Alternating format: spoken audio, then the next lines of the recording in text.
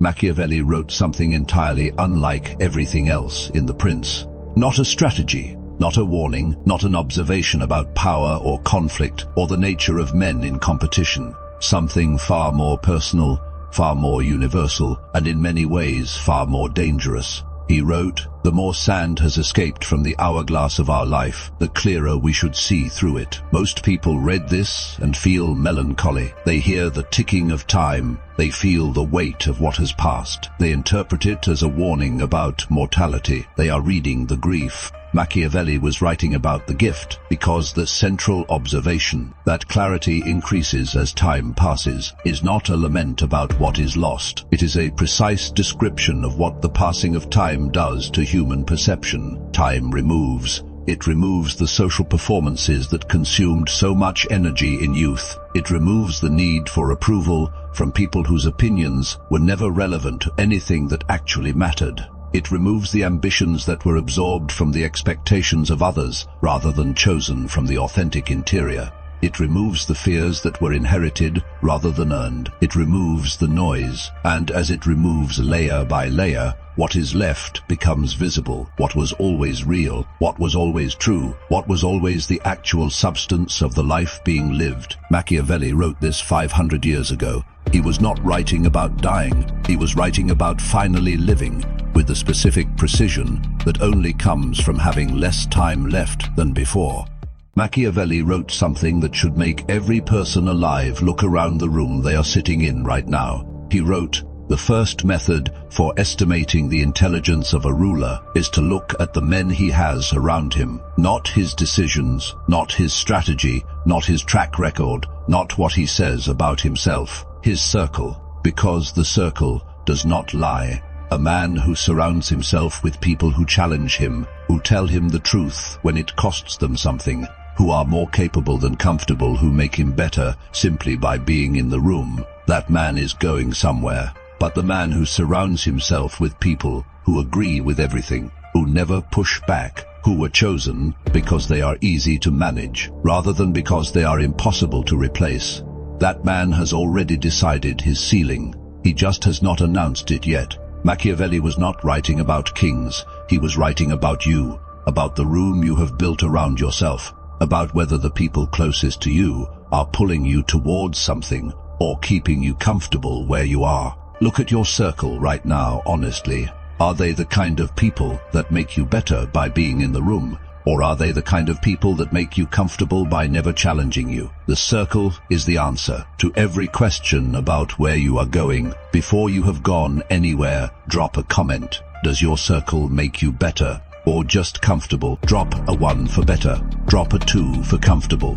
Most people are afraid to answer honestly. Be the one who does. Machiavelli wrote something that names a feeling most people have experienced, but never had the words for. He wrote, "It's double pleasure to deceive the deceiver." Think about why that specific phrase exists, why outsmarting an honest person feels hollow, empty, even shameful. But outsmarting the person who built their entire approach to you on manipulation feels like something else entirely. It feels like justice with better timing. Machiavelli was identifying something precise about the architecture of deception. The deceiver operates on an assumption that you will not see it, that you are the audience, not the equal, someone to be managed, not someone capable of managing them back. And when that assumption breaks, when the person they built an entire strategy around outsmarts the strategy itself, the pleasure is not just in winning.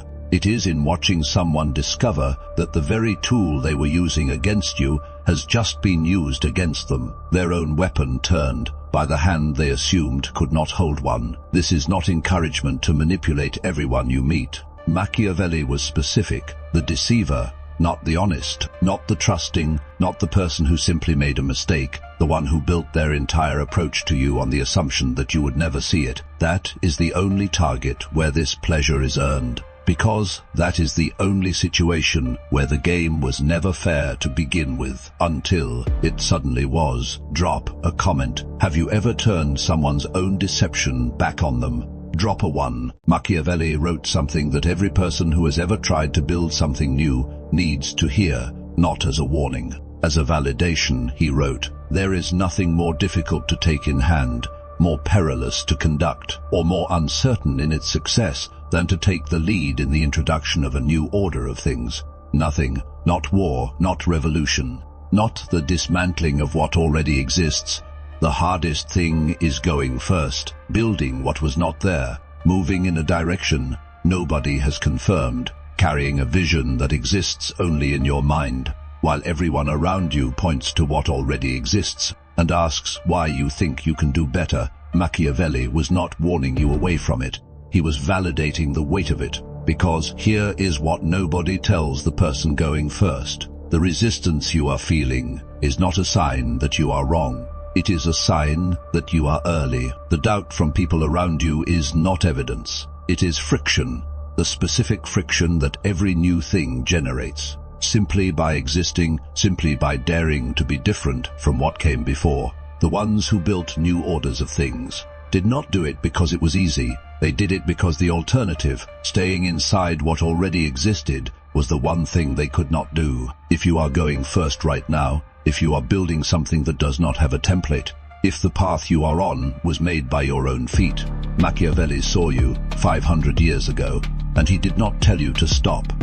He told you the truth. It is the hardest thing. Go anyway. Machiavelli famously categorized all humans into 3 tiers of intelligence. The scariest part is that you know exactly which one you belong to. He wrote, there are 3 kinds of intelligence. One kind understands things for itself. The other appreciates what others can understand. The third understands neither for itself nor through others. That is a polite way of saying most people are completely blind to their own reality. The first kind understands for itself. These are the rare few. They don't need a manual, a mentor, or a nudge. They see a situation, they see the moving parts, and they solve it. They create the path. If you are here, you aren't listening to this. You are already doing. The second kind appreciates what others understand. They are the learner. They can recognize genius, follow instructions, and execute well. They are valuable. They are the backbone of everything that gets built. If you have the humility to admit you don't know the answer,